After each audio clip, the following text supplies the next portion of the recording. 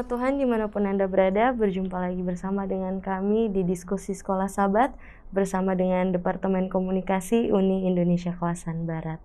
Dan sekarang kita sudah masuk ke kuartal yang baru dengan tema yang baru pastinya. Dan kuartal ini dengan tema Janji Perjanjian Kekal Allah. Dan kita sudah masuk ke pelajaran pertama dengan judul Apa yang Telah Terjadi.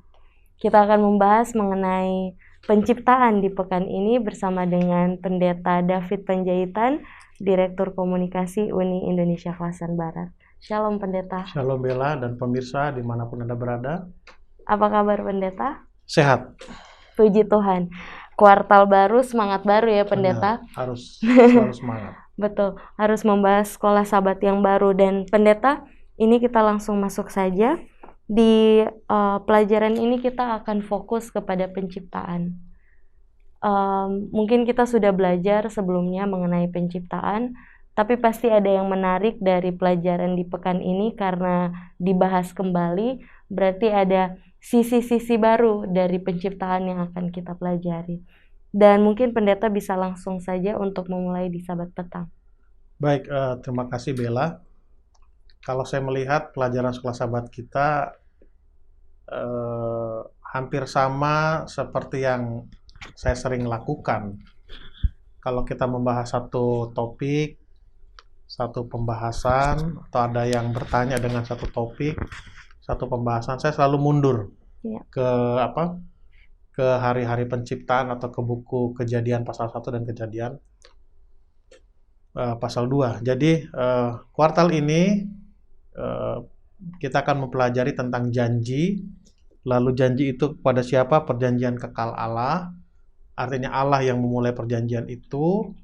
Kepada siapa? Kepada umatnya. Tetapi sebelum membahas kepada janji-janji itu, seperti pertanyaan di pelajaran pertama Sabat Petang ini, apa yang telah terjadi? Jadi apa yang telah terjadi adalah satu pertanyaan yang ditanyakan pada saat kita tiba di satu titik, lalu ada satu kejadian atau ada satu situasi yang bisa jadi membuat seseorang itu bingung, ini kenapa harus seperti ini? Nah, pertanyaannya adalah, apa yang sudah terjadi? Jadi pertama, pelajaran sekolah sabat kita akan membahas, atau pelajaran Sabat Petang ini, atau pelajaran pertama ini akan membahas sebelum perjanjian itu ada, apa yang terjadi? Kira-kira seperti itu. Nah, di Sabat Petang memang membahas tentang penciptaan, tetapi tidak semua hari-hari penciptaan. Secara keseluruhan saja dibahas sedikit, lalu dibahas lebih detail sedikit tentang bagaimana kejadiannya atau bagaimana proses terjadinya atau diciptakannya manusia. Kenapa saya katakan demikian? Karena di Sabat Petang dibahas bahwa hari-hari penciptaan ini adalah hari-hari yang penuh dengan pengharapan, hari-hari yang penuh dengan kebahagiaan dan juga kesempurnaan. Kenapa? Karena itu diakhiri dengan satu sebutan, itu adalah semua itu dalam keadaan keadaan baik. Jadi awalnya segala sesuatu itu diciptakan dengan baik. Ya, awalnya itu baik. Lalu yang kedua, karena suasana itu baik, tentu akan menghasilkan kebahagiaan. Lalu yang ketiga, dikatakan kesempurnaan. Bukti sesuatu itu diciptakan sempurna itu dalam keadaan dalam keadaan baik. Nah, di sini juga ditekankan bahwa penciptaan yang baik itu tidak termasuk topan, gempa bumi, kelaparan, penyakit, dan lain dan sebagainya. Itu ada atau itu terjadi setelah manusia jatuh ke dalam dosa. Nanti akan disinggung sedikit kenapa itu bisa terjadi. Jadi poin pertama adalah membicarakan tentang hari-hari penciptaan, tapi tidak detail. Hanya satu kesimpulan saja bahwa semua itu adalah pengharapan, kebahagiaan, dan kesempurnaan. Lalu di bagian yang kedua di pelajaran Sabat Petang ini khusus dibahas tentang bagaimana Allah menciptakan manusia. Ya, Allah menciptakan manusia tentu sempurna dalam segala hal, mereka harus demikian. Jadi itu juga diciptakan oleh Allah. Nah, yang menjadi sorotan penulis Sekolah Sabat kita adalah awalnya manusia diciptakan dengan baik, kok sekarang situasinya seperti ini gitu. Nah, makanya judul itu adalah apa sih yang terjadi terhadap dunia yang diciptakan awalnya baik, kok jadi seperti sekarang. Lalu manusia yang diciptakan baik, sempurna, bahkan sungguh amat baik dikatakan, kok bisa terjadi situasi yang terjadi sekarang ini. Kira-kira begitu, Bella. Jadi menarik sekali ya pendeta, kita akan mempelajari justru apa yang telah terjadi setelah penciptaan yang sempurna itu. Dan kita langsung masuk ke hari Minggu dengan judul kura-kura terus sampai ke bawah. Ini menarik ya kalau kita baca dari judulnya. Yang awalnya sudah dimulai dengan sempurna ya untuk diskusi Sekolah Sabat kita, tiba-tiba ada satu bahasan yang diangkat dengan judul kura-kura terus sampai ke bawah. Apa kaitannya, pendeta? Baik, jadi penulis mengambil ilustrasi untuk memancing kita sebetulnya. Memancing kita untuk memastikan bahwa ya hanya Allah itu pencipta kita, tidak ada yang lain lagi. Diskusi antara seorang ilmuwan dengan ibu-ibu tua ya di sini ya. Wanita tua dikatakan, bumi itu seperti kura-kura sampai kemana? Sampai ke bawah. Walaupun teori itu menurut mereka, kita tidak tahu apakah mereka Kristen atau tidak ya menurut cerita ini, tetapi dikatakan bahwa tidak seperti itulah penciptaan itu. Lalu dibahas di bagian bawah itu Kejadian pasal 1 yang isinya sangat singkat sekali ya. Saya akan bacakan di alinea. Apa yang menarik mengenai Kejadian pasal 1 ayat 1 atau bahkan ayat-ayat lain adalah bahwa Tuhan tidak berusaha untuk membuktikan bahwa Dia adalah pencipta. Jadi kenapa Kejadian pasal 1 itu begitu singkat? Pada mulanya Allah menciptakan langit dan bumi. Selesai. Allah tidak mau menunjukkan dirinya atau mau mendeklar dirinya dengan panjang lebar bahwa Dia adalah pencipta. Dia hanya mau kasih tahu, saya pencipta, itu aja. Nah, sama seperti kalau ambil ilustrasi, sama seperti kita lah ya, Bella atau siapa saja ngomong sama temen, kalau obrolan sangat penting, kan awalnya, pokoknya begini, gua nggak mau tahu, nah kan udah, pokoknya harus seperti ini, nggak perlu panjang lebar. Ada juga orang kata, begini, oke, saya adalah ini namanya, saya kerja di sini, posisi saya seperti ini, dia nggak perlu terangkan itu semua, ya, jadi sama seperti saya katakan tadi dengan teman. Pokoknya gini, saya tidak mau tahu. Yang penting beres. Kenapa dia begitu? Ya dia pemilik perusahaan ini contohnya. Dia pemimpin di dalam kelompok kita ini. Sehingga dia tidak perlu terangkan lagi kepada kita. Karena kita adalah anak buahnya. Jadi kita tidak perlu, atau Allah tidak perlu menerangkan kepada ciptaannya bahwa Dia adalah pencipta. Ya memang ciptaan seharusnya sudah tahu bahwa Dia adalah pencipta. Kira-kira itu, Bella, di pelajaran hari Minggu. Jadi sebenarnya kalau untuk masalah Kejadian 1 ayat 1 ini kita harus menerima dengan iman ya. Oh ya, benar. Dan melihat bagaimana karakter dari Allah sendiri, bahwa Allah adalah sang pencipta tapi Dia sendiri ada kerendahan hati di situ. Tidak terlalu membesarkan, tidak perlu pengakuan yang begitu besar. Dia hanya menjelaskan bahwa Dia hanya menyatakan bahwa Dia adalah pencipta. Selebihnya kita mau menerima dengan iman atau tidak, Tuhan memberikan pilihan kembali ke kita ya, pendeta. Artinya Allah ingin menyatakan siapa dirinya dengan tidak panjang lebar, dengan kalimat yang sederhana. Lalu bagian kita adalah kita menerima pernyataan itu dengan dengan iman kita. Kalau boleh menambahkan, Bella dan pemirsa, sekedar mengulangi saja. Kalau kita mempelajari Ibrani 11 ayat yang pertama, saya selalu ulang-ulangi ini, ya mengingatkan saja, tidak ada salah ingatkan. Iman adalah dasar dan bukti dari segala sesuatu yang kita harapkan, ya, bukti sesuatu yang tidak pernah kita apa? Ya. Tidak pernah kita lihat. Jadi saya suka dengan istilah kata lihat itu, blepo itu bahasa Grikanya ya, blepo.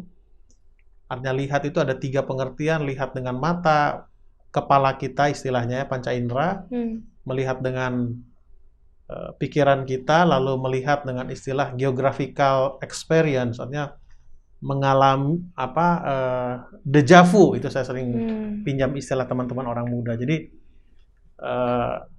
kita tidak perlu, karena siapa yang melihat Allah menciptakan? Tidak ada. Iya. Ya, termasuk Adam pun tidak melihat, tiba-tiba dia tahu dia diciptakan, terima saja. Lalu kita pun tidak sepenuhnya mengerti tentang bagaimana proses penciptaan itu.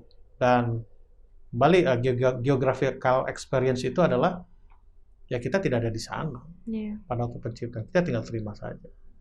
Memang butuh iman untuk ini. Baik pendeta, kita langsung pindah ke hari Senin menurut gambar pencipta. Tadi di Sahabat Petang pendeta sudah sedikit menyinggung bahwa kita akan mempelajari juga bagaimana penciptaan untuk dari manusia itu sendiri. Dan di hari Senin ini pasti melihat judulnya kita sudah tahu siapa yang dimaksud dari judul ini. Tapi bisa pendeta jelaskan? Ya, kalau kita mengikuti urutan penciptaan ya, hari-hari penciptaan, lalu apa saja yang diciptakan, dari semua urutan itu ada satu kalimat yang selalu diulangi terus hari pertama sampai hari ke-6. Pertengahan lah, hari ke-6 pertengahan lah, itulah istilah saya.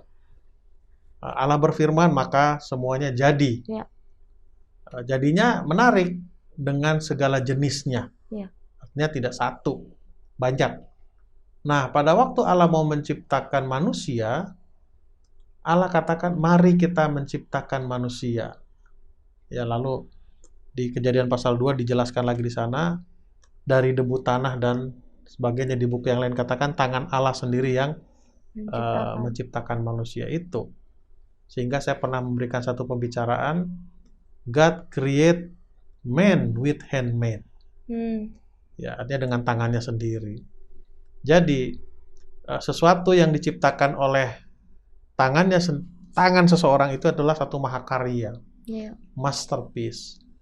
Dan itu menunjukkan citra rasa seni daripada pencipta itu sendiri. Maaf Bella dan pemirsa, saya menggunakan sepatu harganya murah ini sebetulnya. Saya beli di Bandung. Saya senang dengan ini karena ini handmade. Handmade. Lalu kenapa saya suka dengan handmade? Paling di toko itu hanya paling banyak ada 3 atau 5 sepatu jenis seperti ini dengan berbeda ukuran, dengan warna yang sama seperti ini. Lalu simple menurut saya, eye catching juga karena warnanya cukup menarik. Jadi itu menunjukkan keberadaan daripada si penciptanya. Jadi itu satu. Lalu yang kedua, kenapa handmade? Itu unik, tidak ada duanya. Berbeda dengan pakaian ya, kalau saya ambil contoh pakaian yang dibuat oleh konveksi ya. Satu warna modelnya banyak. Betul. Gitu di seluruh Indonesia sama, dan biasanya kaum wanita nggak suka pakai pakaian seperti itu umumnya. Itu satu pengertian bahwa Allah menciptakan manusia dengan tangannya. Lalu Sekolah Sahabat juga mencatat Allah menciptakan manusia itu sama dengan dia itu dalam hal apa. Di sini jelas dikatakan di Alenia yang 1, 2, 3, 4 ya, setelah bold itu. Meskipun kita harus membicarakan Allah dalam istilah manusia, kita tidak boleh lupa bahwa dia adalah wujud roh, memiliki sifat ilahi yang dapat kita katakan bahwa sifat fisik, mental, dan rohani kita dalam beberapa cara tertentu memantulkan pencipta kita. Namun, ada banyak mengenai dia yang tetap paling tidak bagi kita tertutup dalam misteri. Jadi, boleh saya katakan bahwa sama dengan Allah itu dalam hal apa? Sifat fisik, mental dan apa? Dan rohani. Jadi jangan pernah bayangkan Allah itu kalau kita ketemu sesuatu yang matanya lebih dari 2, giginya besar, badannya tinggi, tidak. Tapi saya punya pengertian adalah ya seperti kita inilah, ya tidak jauh berbeda seperti kita ini. Cuman ukuran tingginya berapa kita tidak tahu, karena menurut catatan Alkitab belum ada orang yang pernah melihat melihat wujud daripada Allah itu, kecuali Musa, itu pun hanya punggungnya saja. Karena tidak sanggup kita melihat melihat Allah. Lalu Musa juga di buku Perjanjian Lama juga, di 5 buku Musa pernah dikatakan bahwa Allah melihat Musa melihat tangan Allah ya waktu memberikan dua loh batu itu dan apa lain sebagainya. Itu kira-kira Bella. Pendeta, menarik sekali ini. Setelah Bella melihat di hari Minggu, kita balik sedikit. Ya. Ada pertanyaan yang menyangkut dengan hari Senin ini. Ya. Jadi dari hari Minggu itu ada di alinea ketiga. Ya. Di sini Bella bacakan saja pertanyaan, maaf dari atasnya ya. Oke. Bagaimanakah dunia ini di mana kita temukan diri kita ada di dalamnya, tapi bukan berdasarkan pilihan sendiri? Mengapa kita berada di sini? Bagaimana caranya sehingga kita berada di sini? Dan akhirnya kita semua sedang pergi kemana? Pertanyaan ini paling mendasar yang dapat ditanyakan manusia, karena pengertian kita tentang siapa kita dan bagaimana kita berada di sini pasti memengaruhi pengertian kita tentang bagaimana kita hidup dan bagaimana kita bertindak sementara kita berada di sini.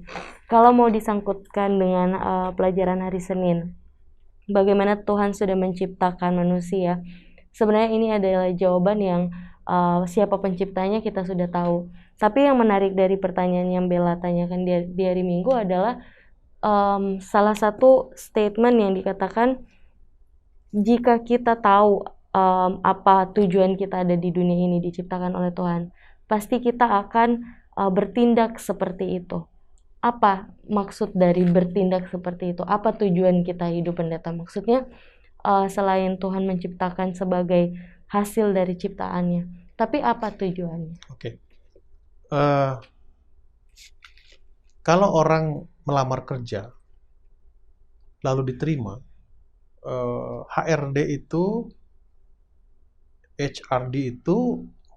akan memberikan job description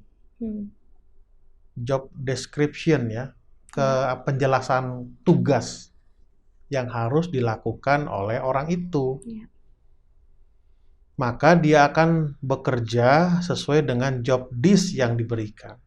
Lalu orang yang bekerja itu akan merasa berarti berada di tempat itu. Coba bayangkanlah seseorang diterima kerja, lalu dia tanya kepada bosnya, biasa HRD itu kan, HRD itu, apa kerja saya? Ya udah di situ aja lah, duduk-duduk. Terus gaji, ya udah terima aja gaji. Nggak nyaman juga sebetulnya. Walaupun banyak orang ingin duduk-duduk terima gaji, banyak, tapi begitu terjadi seperti itu nggak nyaman. Betul. Dia nggak nyaman, merasa nggak nyaman karena kata hatinya bicara tidak seperti itu gitu. Nah, jadi kalau dia memang bekerja sesuai dengan job description, dia akan merasa dihargai. Dia akan merasa berharga di tempat itu, dia akan merasa berarti di tempat itu. Nah, job description manusia itu diciptakan tuh apa sih? Awalnya kan sebelum jatuh ke dalam dosa kan untuk melayani Allah.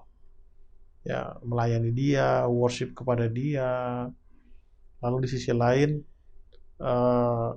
sebagai manajer di dunia ini kan. Karena Tuhan katakan kuasailah dunia ini dan sebagainya. Nah, karena jatuh dalam dosa kan jadi manusia kerja tidak sesuai dengan job description-nya. Sekarang siapa yang menguasai dunia? Bukan manusia kan? Tidak ada manusia tunggal yang menguasai dunia, tidak ada. Ya, seperti kita pelajari beberapa episode, bahwa setanlah yang mengaku bahwa mengklaim ya, mendeklar bahwa Dunia ini milik dia, milik dia. Jadi kembali pertanyaan Bella tadi, kalau kita manusia tahu apa tujuannya kita diciptakan, tentu kita akan berlaku, bertingkah seperti tujuan itu. Nah, yang jadi masalah adalah kita sering tidak mau cari tahu apa tujuan Allah menciptakan kita. Di situ problemnya, di situ yang sering membuat manusia itu bertingkah laku, bersikap tidak seperti yang Allah inginkan. Baik, Pendeta. Mungkin Pendeta bisa memberitahu sedikit seperti bagaimana cara kita tahu kalau apa tujuan kita diciptakan. Baik. Sebenarnya sederhana ya. Apa sih yang Tuhan inginkan dari kita? Tentu harus baca Alkitab. Itu kita tahu dari sana. Nah, sederhananya adalah kalau kita baca buku Kejadian pasal 1, pasal 2, kita mengerti betul apa tujuan Allah menciptakan kita. Tujuan Allah menciptakan kita adalah agar kita menguasai bumi ini, tapi dengan pengertian bukan kita pemilik mutlak, bukan kita pemilik tunggal. Kita adalah orang yang ditugaskan oleh pemilik utama. Ya, kalau boleh saya katakan pemegang sahamnya lah, ownernya. Lalu kita dipilih menjadi pengelola, menjadi manajer-manajernya. Dan kita dipilih bukan oleh karena kehebatan kita, tapi oleh karena siapa? Owner itu, pemegang saham itu mau memperkerjakan kita, bukan karena kita hebat. Nah, di sisi lain, apa yang harus kita lakukan sebagai ucapan terima kasih kita kepada owner, kepada pemilik saham yang mempekerjakan kita? Baik, Pendeta. Terima kasih. Kita pindah langsung ke hari Selasa, Allah dan manusia bersama-sama. Oke, Bella dan pemirsa, sebelum saya lupa, ada tambahan sedikit di pelajaran hari Senin ya. Itu di alinea paling akhir dari buku Alfa dan Omega jilid pertama halaman 38, saya mau bacakan. Tuhan sendiri telah memberikan kepada Adam seorang sahabat. Ia menyediakan penolong baginya yang sepadan dengan dia. Seorang penolong yang sesuai dengan dirinya. Seorang yang cocok menjadi sahabatnya dan yang dapat menjadi satu dengan dia di dalam cinta dan simpati. Hawa dijadikan dari sebilah tulang yang diambil dari rusuk Adam. Ini mengartikan bahwa ia bukanlah untuk memerintah Adam sebagai kepala, bukan juga untuk diinjak-injak di bawah kaki telapak sampai sebagai bawahan, tetapi untuk berdampingan di sisi Adam sebagai seorang yang setara untuk dikasihi dan dilindungi. Jadi kalau inilah job description-nya daripada Hawa itu. Keberadaan dia di dunia ini, tujuan Allah menciptakan Hawa adalah sebagai penolong untuk Adam. Untuk orang yang dikasihi dan juga dilindungi. Banyak orang berargumentasi. Ya masuk akal juga. Kita tidak tahu tulang rusuk mana, kanan atau kiri, kita tidak tahu. Tapi kalau kita belajar anatomi tulang ya. Saya lupa apa nama pelajaran biologi itu. Tulang-tulang di tubuh kita ini. Kalau saya tidak salah ingat, kalau salah nanti tolong dikoreksi, bahwa tulang rusuk pria itu beda jumlahnya. Ya, pria itu beda. Kalau saya tidak salah ingat ya, nanti kalau salah tolong. Intinya adalah kenapa tulang rusuk orang katakan dilindungi oleh tangannya pria itu, jadi untuk dilindungi. Lalu tulang rusuk juga melindungi jantung atau paru-paru, itu organ yang sensitif. Orang banyak mengartikan pria tanpa wanita susah kan ya, gitu. Itu tambahan di pelajaran hari Senin. Oke, kita masuk kepada hari Selasa. Allah dan manusia bersama-sama. Ya. Jadi sebelum jatuh ke dalam dosa, keberadaan Allah dan manusia itu bersama-sama di Taman Eden.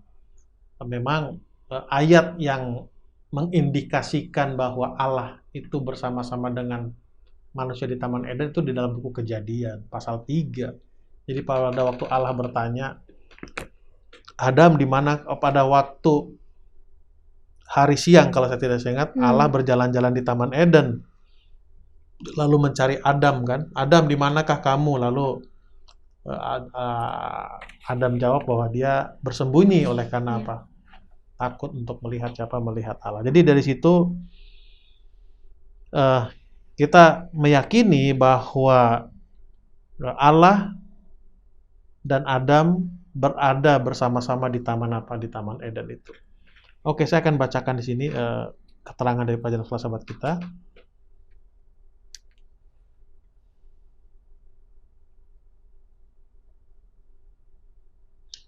Singkatnya, menurut kitab suci, firman Allah yang pertama secara khusus kepada pria dan wanita itu mengenai interaksi dan hubungan mereka dengan baik dengan dunia apa? Fisik. Dunia fisik. Jadi itu bisa kita lihat dalam Kejadian 1 ayat 28 dan 29. Allah memberikan perintah kepada mereka dan belum ada penghalang di antara mereka. Karena buku Yesaya 58 kayak itu mengatakan bahwa penghalang antara Allah dan manusia itu adalah dosa, kejahatanmu. Kejahatan itu adalah dosa. Apa itu dosa? Saya ulang-ulangi lagi nih. Dosa adalah melanggar perintah apa? Perintah Tuhan. Saat itu Adam dan Hawa belum melanggar perintah Tuhan. Artinya belum ada dosa. Artinya belum terputus hubungan antara Allah dan manusia. Baik, pendeta. Kita langsung pindah ke hari Rabu pada pohon itu. Kita sudah melihat bagaimana Allah bersama-sama dengan manusia, dan sekarang membahas tentang pohon itu. Silakan, pendeta. Ya, ini kalau dari flow-nya ya, dari penciptaan terus hari ke-6, tidak tahu hari kapan lah itu dikatakan perintah itu, tapi flow-nya berjalan flow-nya itu perjalanannya itu sekarang sudah tiba di masalah pohon itu, ya masalah pohon itu. Allah berikan perintah kepada mereka, semua boleh makan, kecuali apa? Yang satu itu. Oke. Saya akan bacakan di alinea pertama di sini ada beberapa hal yang menarik. Ujian ini menyediakan satu kesempatan bagi Adam dan Hawa untuk menggunakan kehendak bebas mereka. Jadi hak memilih. Ya, hak memilih. Ujian itu juga menantang mereka untuk bereaksi secara positif atau negatif terhadap hubungan mereka dengan pencipta. Ya, mungkin kalau boleh saya ambil ilustrasi seperti kita dengan orang tua lah ya, atau seperti kita dengan teman dekat. Kalau orang tua katakan jangan pegang itu, apa reaksi positif kita? Kita akan ikut. Apa reaksi negatifnya? Kita tidak akan ikut. Dan itu menunjukkan bahwa kita punya kebebasan untuk apa? Memilih. Dan itu juga yang diserang oleh setan. Bahwa kita tidak punya hak memilih, kita nggak bisa mengikuti apa yang Tuhan inginkan. Tapi disinilah dibuktikan bahwa hak memilih itu memang benar-benar menjadi bagian manusia. Oke, saya akan bacakan selanjutnya. Itu juga menunjukkan bahwa Allah telah menciptakan mereka sebagai makhluk bermoral dan bebas. Lagi pula, jika mereka tidak memiliki kesempatan untuk tidak menurut, mengapa Tuhan sejak pertama khawatir dan mengamarkan mereka mengenai penurutan? Ya kalau memang Tuhan lihat bahwa manusia itu tidak mungkin untuk melawan, tidak diamarkan. Sama seperti orang tua kepada anaknya, hati-hati ya, nanti kamu jatuh. Kenapa orang tua katakan itu? Karena orang tua memprediksi anak itu akan jatuh. Karena orang tua melihat kelemahan daripada siapa? Anaknya. Tapi anak itu tidak melihat kelemahan daripada siapa? Daripada dirinya sendiri. Jadi kembali kenapa diamarkan tentang penurutan?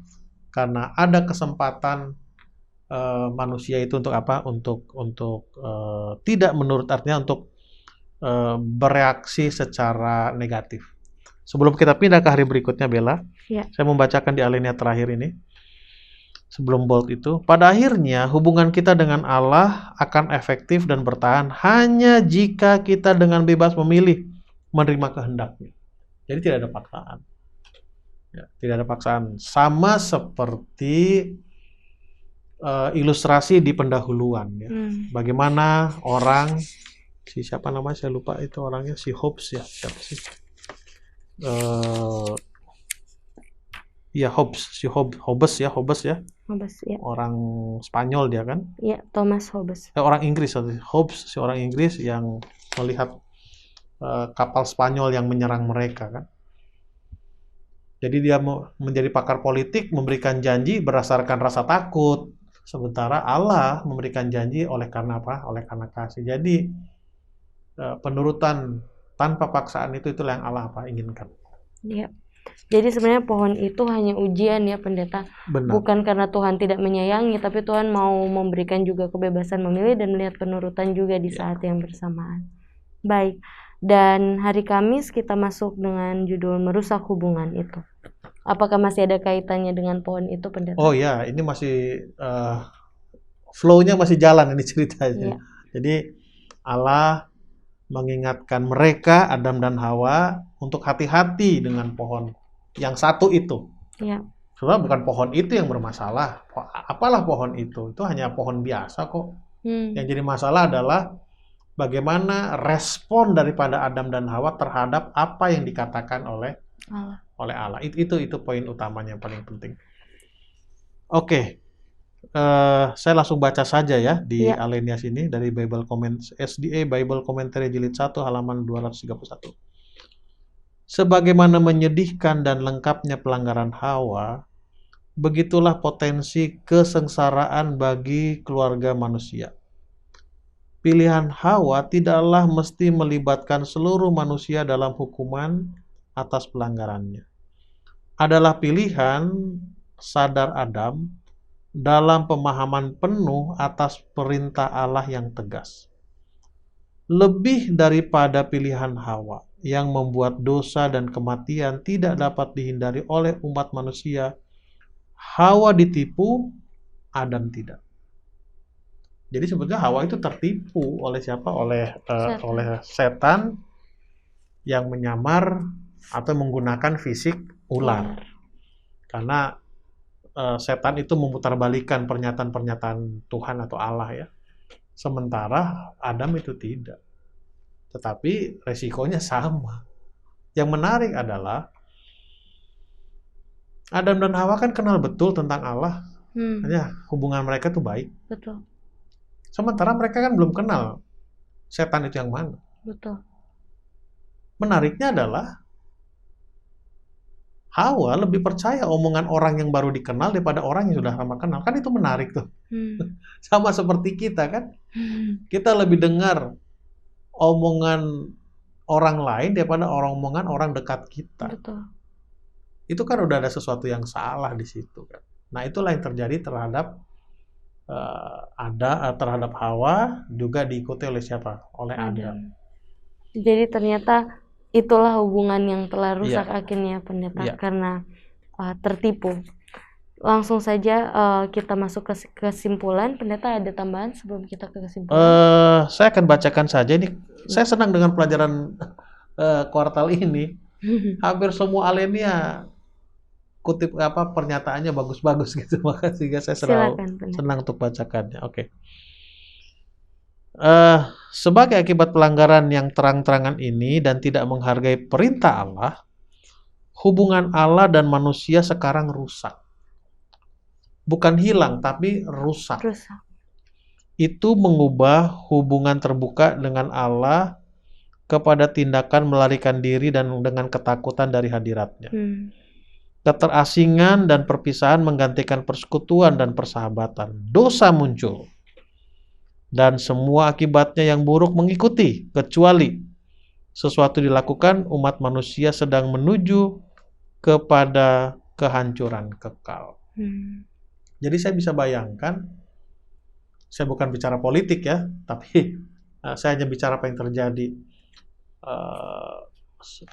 Kita sama-sama tahu ada tokoh di Indonesia yang sedang ditahan, lalu disidang dengan cara online, mereka tidak mau. Kenapa? Karena mereka katakan, oh jaringan tidak bagus, jadi apa yang dibicarakan itu tidak sampai. Mereka menjadi apa? Menjadi ada rasa tidak nyaman lah dengan situasi seperti itu. Sama seperti kita.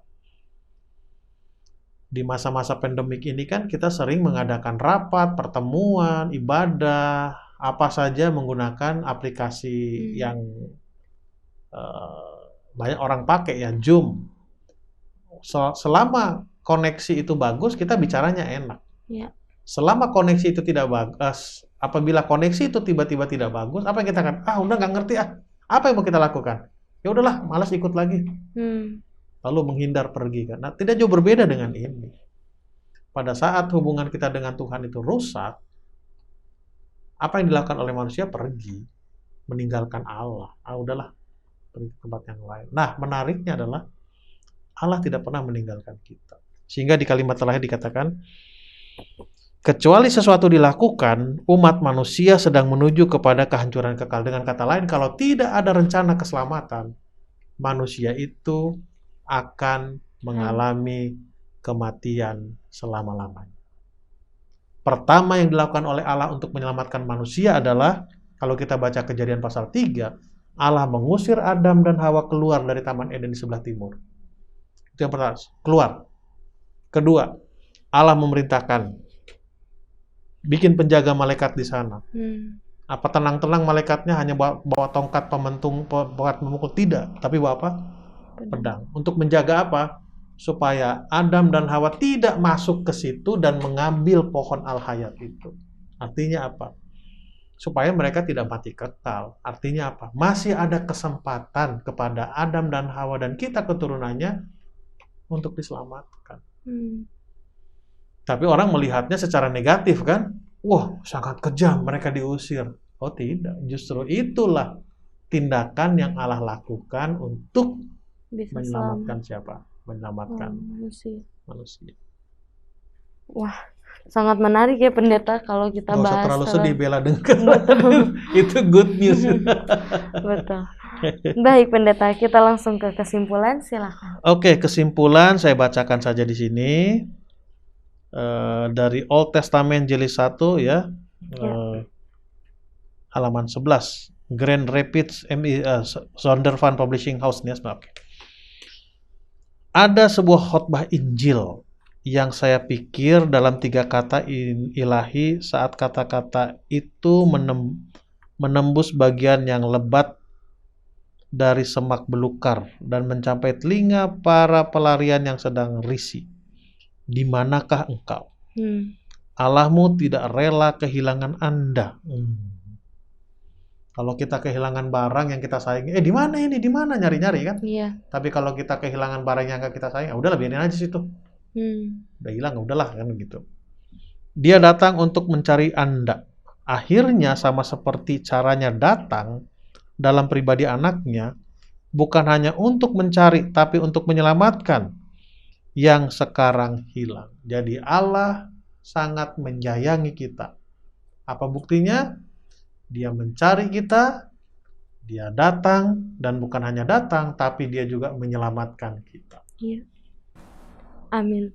Puji Tuhan sekali bagaimana ternyata Tuhan tetap menyelamatkan atau mencari yang hilang. Tinggal kitanya mau merespon di saat Tuhan mencari kita. Terima kasih banyak Pendeta. Pendeta bisa mendoakan pemirsa. Baik, kita berdoa. Tuhan, Bapa kami di sorga, terima kasih karena kami mempunyai kesempatan untuk kembali mempelajari firman-Mu di kuartal yang baru ini, di Sabat atau di pelajaran yang pertama. Mengingatkan kami bahwa Engkau adalah pencipta kami, dan Engkau menciptakan kami dengan satu tujuan yang mulia ya Tuhan, untuk memuji dan memuliakan nama-Mu saja. Tuhan juga berdoa bagi pemirsa dimanapun mereka berada. Tuhanlah yang akan menyertai mereka, memberikan kebutuhan mereka sesuai dengan kehendak-Mu ya Tuhan, dan sesuai dengan rencana-Mu. Di dalam nama Tuhan Yesus kami berdoa dan mengucap syukur. Amin. Terima kasih banyak Pendeta. Kita akan bertemu lagi di diskusi selanjutnya. Tuhan Yesus memberkati.